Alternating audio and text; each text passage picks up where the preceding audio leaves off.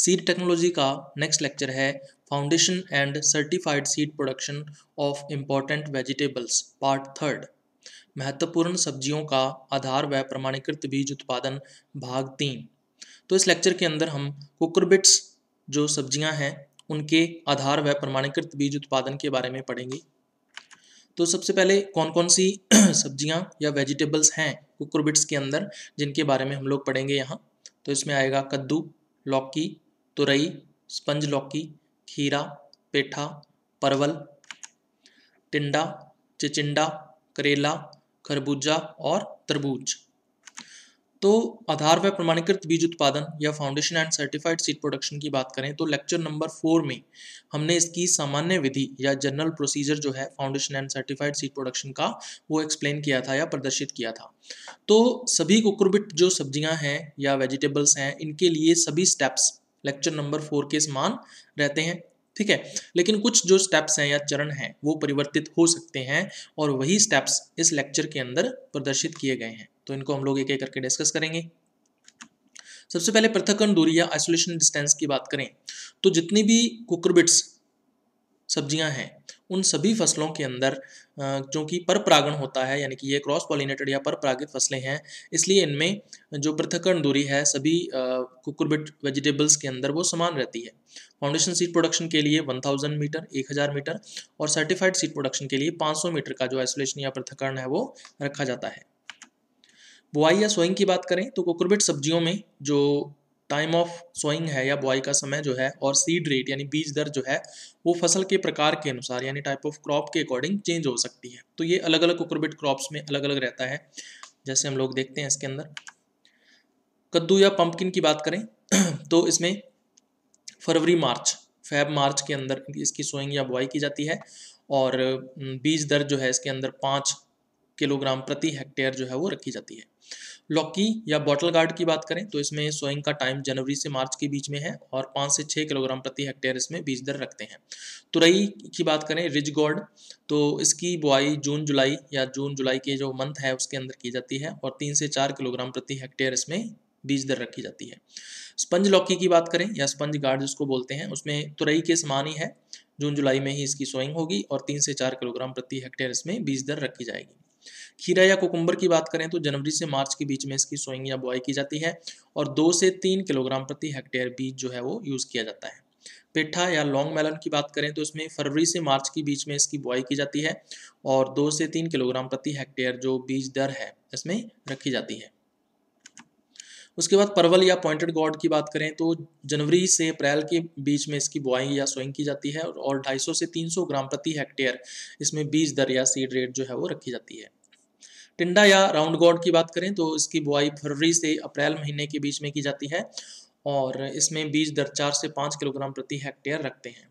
चिचिंडा या snake God की बात करें तो इसकी अप्रैल से जुलाई महीने के बीच में जो बोइंग या सोइंग या बुआई की जाती है और 4 से 5 किलोग्राम प्रति हेक्टेयर इसमें बीज दर रखते हैं। उसके बाद करेला यानी बिटर गॉड की बात करें तो फरवरी से मार्च के बीच में इसकी सोइंग या बुआई की जाती है और 5 से 6 किलोग्राम प्रति हेक्टेयर इसमें बीज दर हम लोग रखते हैं। खरबूजा या मस्क मेलन की बात करें तो जनवरी से मार्च के बीच में इसकी सोइंग या बुआई की जाती है और 5 से 6 किलोग्राम प्रति हेक्टेयर इसमें बीज दर हम लोग रखते हैं। तरबूज या वाटरमेलन की बात करें तो दिसंबर से जनवरी के महीने के बीच में इसकी सोइंग की जाती है और बीज दर इसमें 4 से 5 किलोग्राम प्रति हेक्टेयर रखी जाती है। उसके बाद उर्वरक या फर्टिलाइजर्स की बात करें तो सभी जो कुकुरबिट वेजिटेबल्स हैं या कुकुरबिट क्रॉप्स जो हैं उनमें नाइट्रोजन, फास्फोरस और पोटाश की जो रिक्वायरमेंट है वो सेम रहती है। तो नाइट्रोजन कितनी चाहिए, 60 किलोग्राम प्रति हेक्टेयर देनी पड़ती है हमें। फास्फोरस जो है वो 80 किलोग्राम प्रति हेक्टेयर देनी पड़ती है और पोटाश की बात करें तो 60 किलोग्राम प्रति हेक्टेयर ये हमें देनी पड़ती है। अब इसमें से अगर अपने बात करें नाइट्रोजन जो है वो 2 बार देते हैं जबकि फास्फोरस एंड पोटाश जो है वो केवल एक ही बार दी जाती है। तो नाइट्रोजन की आधी मात्रा तथा फास्फोरस व पोटाश की संपूर्ण मात्रा कब दी जाती है, बुआई के समय यानी सोइंग के टाइम पर डाल दी जाती है फसल में और नाइट्रोजन की जो शेष बची हुई आधी मात्रा है उसको फ्लावरिंग के टाइम पर यानी कि पुष्पन के समय फसल को दिया जाता है। उसके बाद सिंचाई या इरिगेशन की बात करें तो जितनी भी कुकुरबिट वेजिटेबल्स हैं या क्रॉप्स हैं उनका इरिगेशन रिक्वायरमेंट सेम रहती है। तो सभी कुकुरबिट क्रॉप्स के अंदर जो नंबर ऑफ इरीगेशंस है वो हम लोग बात करें तो 8 से 10 दिन के अंतराल पर या 8 to 10 डेज के इंटरवल पर हमें इरीगेशन या सिंचाई क्रॉप को देनी पड़ती है।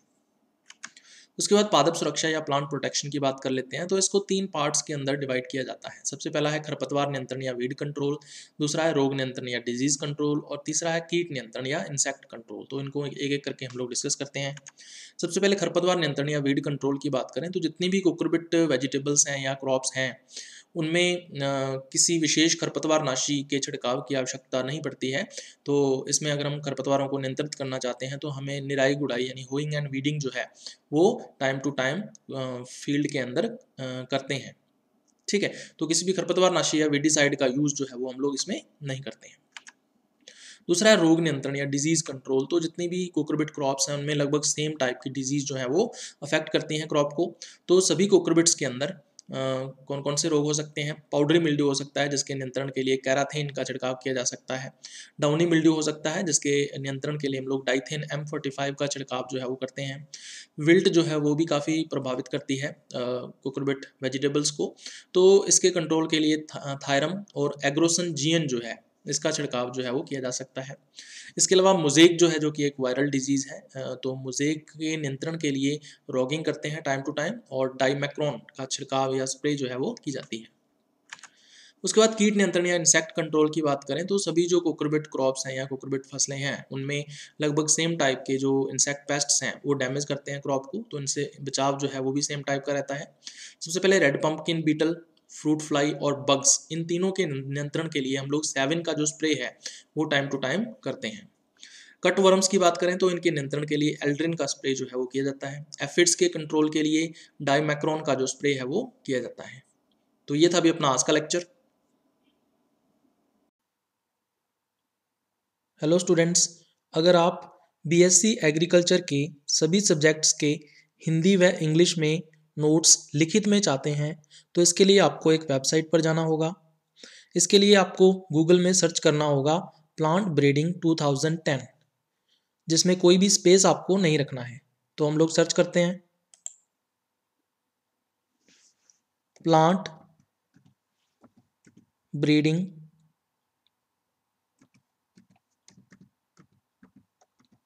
2010 और उसके बाद आपको एंटर दबाना है। जैसे ही आप एंटर पर क्लिक करते हो तो आपको सबसे ऊपर की तरफ एक लिंक दिखाई देगा साइंस एंड एग्रीकल्चर बॉटनी के नाम से। ठीक है, ये वेबसाइट कौन सी है? plantbreeding2010.blogspot.com। तो इस लिंक को आपको ओपन करना है, तो हम लोग इस पर क्लिक करेंगे। जैसे ही आप लिंक के ऊपर क्लिक करोगे तो आपको एक साइंस एंड एग्रीकल्चर बॉटनी के नाम से वेबसाइट ओपन हुई दिखाई देगी। इसमें आपको लेफ्ट कॉर्नर पर साइड बार पर क्लिक करना है और जैसे ही साइड बार पर क्लिक करोगे तो आपको यहाँ पर अलग अलग सब्जेक्ट्स के जो लिंक्स हैं वो मिल जाएंगे और इसके साथ साथ जो ओल्ड पेपर्स के लिंक्स हैं वो भी आपको यहाँ पर आसानी से मिल जाएंगे, जिनके ऊपर क्लिक करके आप नोट्स तक पहुँच सकते हो। जो सब्जेक्ट्स यहाँ पर मेंशन नहीं हैं वो आने वाले टाइम में यहाँ पर ऐड कर दिए जाएंगे। हेलो स्टूडेंट्स, अगर आप बीएससी एग्रीकल्चर के सभी सब्जेक्ट्स के हिंदी व इंग्लिश में नोट्स लिखित में चाहते हैं तो इसके लिए आपको एक वेबसाइट पर जाना होगा। इसके लिए आपको गूगल में सर्च करना होगा प्लांट ब्रीडिंग 2010, जिसमें कोई भी स्पेस आपको नहीं रखना है। तो हम लोग सर्च करते हैं प्लांट ब्रीडिंग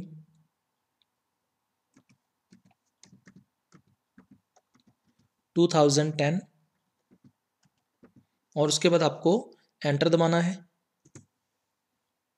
जैसे ही आप एंटर पर क्लिक करते हो तो आपको सबसे ऊपर की तरफ एक लिंक दिखाई देगा साइंस एंड एग्रीकल्चर बॉटनी के नाम से। ठीक है, ये वेबसाइट कौन सी है? plantbreeding2010.blogspot.com। तो इस लिंक को आपको ओपन करना है, तो हम लोग इस पर क्लिक करेंगे।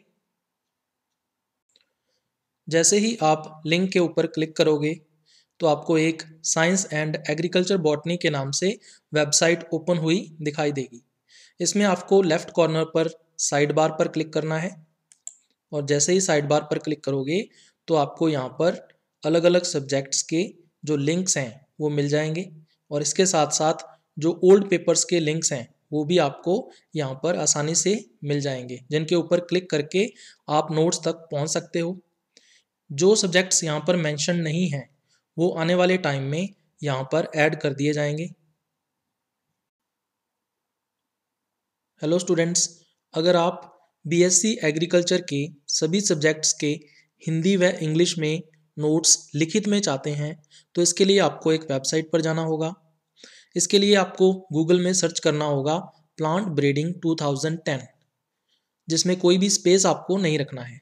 तो हम लोग सर्च करते हैं प्लांट ब्रीडिंग